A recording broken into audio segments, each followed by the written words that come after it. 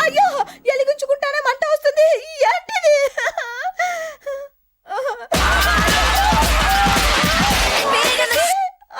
పాడలేదు. పాడలేదు. అయ్యో ఇక్కడ ఏంటో ఉంది మురుగా. అయ్యప్ప ఊతప్ప స్వామి. ఓ ప్రభు, రొట్టె ప్లేట్లో ఉన్నది, ప్లేటు బల్లపైన ఉన్నది, కత్తి చేతిలో ఉన్నది, పని మనిషి పక్కనే ఉన్నది, తినుటకు చేయి ఉన్నది, మాట్లాడుటకు నోరు ఉన్నది, నడుచుటకు కాళ్ళే లేవు. కాళ్ళు లేవా?